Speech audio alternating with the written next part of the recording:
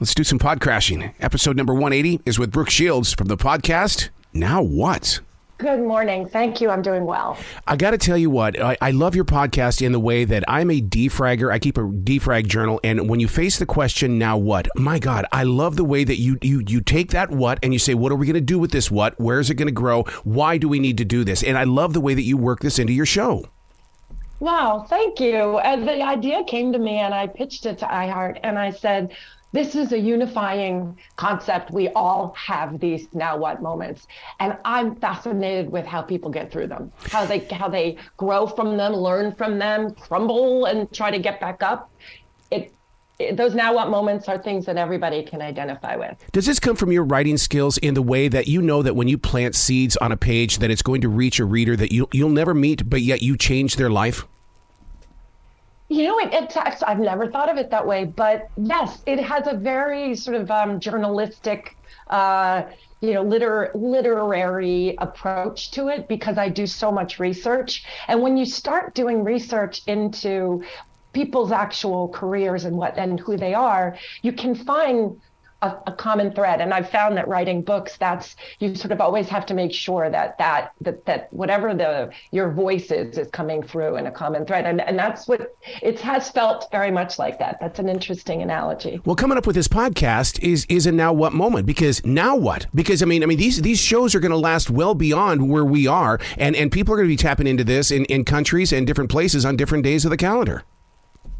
And they're going to identify with yes, it. They're going yes. to think about the now what moments in their lives and how they've approached them and learn from other people. You know, we all have different reactions to things, but they're our own solitary reaction and experience. But when you hear those stories from incredibly famous people, writers who you never would recognize them, we all have them. And you start thinking, oh my God, that happened to me when I was 10 or when I was 50 or, so these are what's been interesting for me is how willing people are to talk about these things as long as they don't feel that they're in a hot seat or they're being attacked, So I try to make it an exchange as well, not just me asking questions, but to volunteer information about myself to sort of level the playing field in a way. Oh my God, you're right here in my notes, because one of my questions was, when you host an episode with creative people,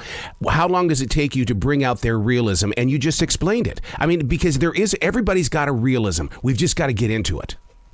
And a lot of the time that's revealing a little bit about yourself so that it's a safe environment.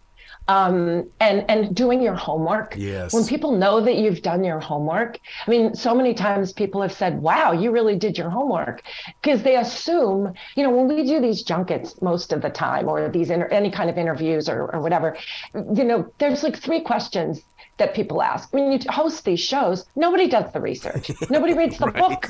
And I'm, such a student, I'm underlining and reading, and I'm like a perpetual student. So when I mention something that has obviously been from research, they then say, oh, okay, she's actually interested. Mm-hmm. She's done her homework, and that's respecting me. And now I'm okay, I'm here. She's not going to just ask, the 3 questions that a producer tells her to ask about those one-liners that we've already seen in the headlines. Mm-hmm. What did you feel emotionally when Gina Davis admitted that this was the time that she was no longer going to be silent? I mean, because I've never thought of her as being silent, but you know what? She's making a move now.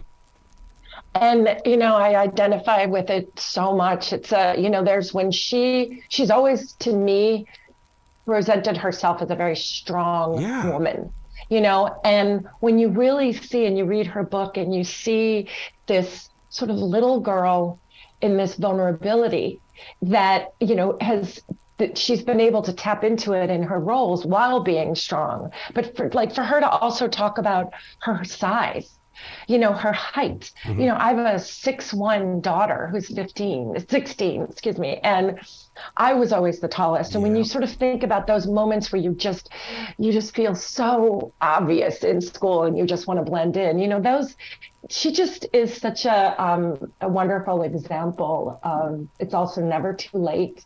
We have our own ways of processing things. I'm so thankful for her for her transparency, because I think it's going to help a lot of women. Well, you're helping to teach people to be that transparent, because even when you're talking with Allie Wentworth, I mean, that's the thing. I couldn't let go of that. And it's one of those where I want to go back and I want to take notes from it, because both of you share so many things that can be used in other conversations in our personal lives.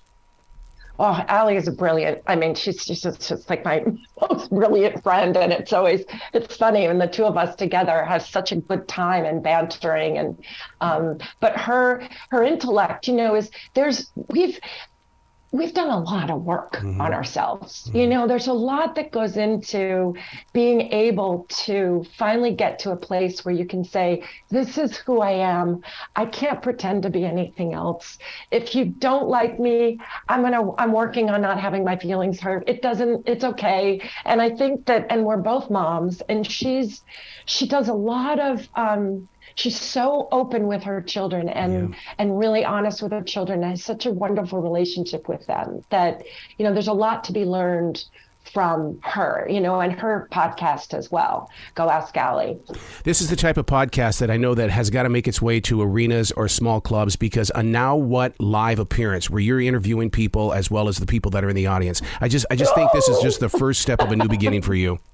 Oh, my God. Thank you. That is very much. I started my own company called Beginning Is Now. And this is a very new beginning for me. And it's very exciting to have a new area of creativity in my life. Absolutely. Please come back to the show anytime in the future, Brooke. The door is always going to be open for you. Thank you. I hope there are more reasons. Yes. You be brilliant, okay? I will. You too. Thank you. Bye.